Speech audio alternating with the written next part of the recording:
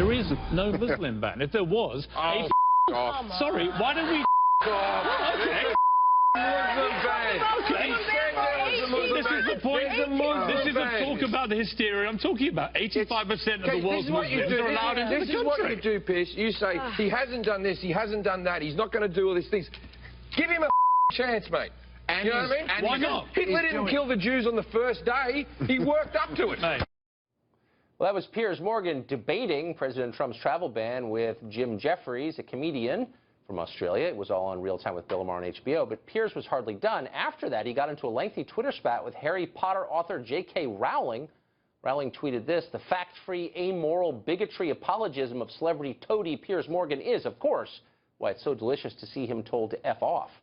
Piers replied this way by calling Rowling's tweet, quote, "peak foul-mouthed minor celebrity anti-Trump hysteria at its most deliciously supercilious." Rowling retorted this way: "If you'd only read Harry Potter, you'd know the downside of sucking up to the biggest bully in the school is getting burned alive," and so on, for dozens of tweets. But when he isn't battling beloved children's authors on the internet, Piers Morgan is the U.S. editor-at-large for DailyMail.com. He joins us now from Tampa. Piers, that was when citizens of the British Commonwealth go to war with each other, the results are unbelievable. So what was the argument Jim Jeffries was making? F off. What does that mean exactly? Well, look, it wasn't an argument, was it? He was just shutting me down by telling me to go forth and multiply. I mean, what was extraordinary was we just had a lengthy segment in the show, in Bill Maher's show, about the need for President Trump to be more factual, to always tell the truth, not to be erroneous with his facts and so on.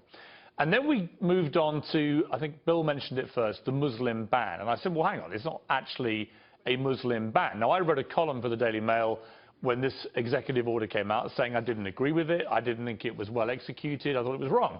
However, you cannot call something a Muslim ban if 85% of the world's Muslims are allowed into America, even if it comes into effect. So it was just a factual statement. And it seemed to me very important to make that point and make it strongly, given we just had a big debate about facts. Anyway, Jim Jeffries didn't like this, and off he went, you know, effing and blinding and trying to shut me down. He didn't really have any argument to put to me.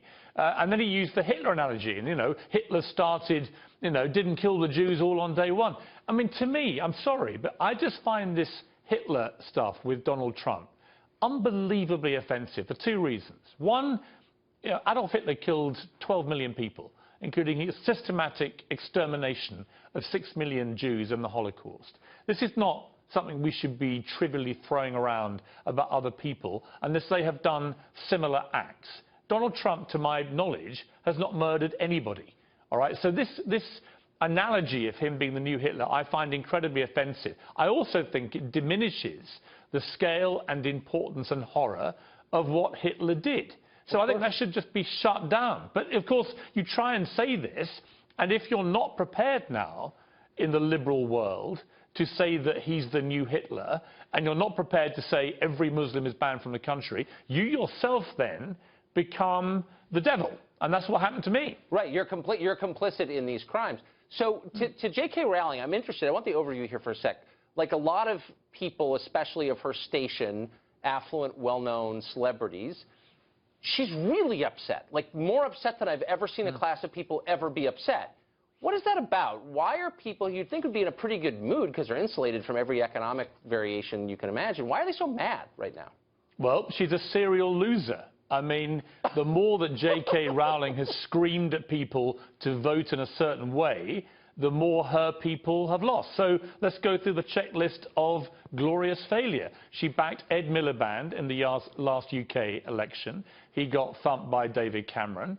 She then moved on to back the Remain campaign to stay in Europe, and obviously we Brexited, so she lost that as well. She then threw her substantial political influence behind Hillary Clinton, shouting down anybody that disagreed with her. And of course, Hillary got a drubbing as well from a guy who was a non-politician. So if you're J.K. Rowling, you're 3 for 3. You are the worst celebrity political pundit on the entire planet. So look, I understand her pain. But she is, I think, Tucker, synonymous with this sort of absurdly arrogant, supercilious kind of view of so many celebrities now on the left. And I'm, you know, as you know, I'm more liberal than I am right, but I cannot stand this anti-Trump hysteria, which is now infesting every part of the political debate. Donald Trump's been president for less than 1 month.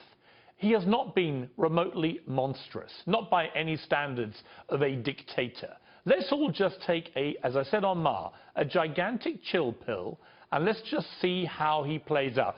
I happen to be quite encouraged as somebody who probably wouldn't naturally have voted for Donald Trump myself, but I've watched his interaction with Japan and with China and with Canada today, right, with my own country, the UK. He looks to me to be somebody easing into the position of president and actually being quite pragmatic and pretty sensible. So why don't we all just stop marching every time he tweets, stop screaming every time he says anything, and just calm down. I think that's great advice. Or if you're J.K. Rowling, just go to your wine cellar for a month or two. Calm down. Just go and write about Hogwarts, wizards, whatever they are. I've never read a word of Harry Potter. Just go and immerse yourself in the world of muggles or whatever they are and shut up. Because, you know, if a celebrity wants to talk about a cause, so you're Leo DiCaprio and you want to talk about climate change in a sensible, intelligent way, you know, that's great. DiCaprio, after Trump won, the first thing he did, he went with Al Gore to see the new president to talk to him about climate change. That is a smart way for a celebrity to use his status. But to be somebody famous and just assume your view somehow is more important than everybody else's. And if somebody doesn't agree with that view, you must scream them down like they're the devil. I think it's pathetic.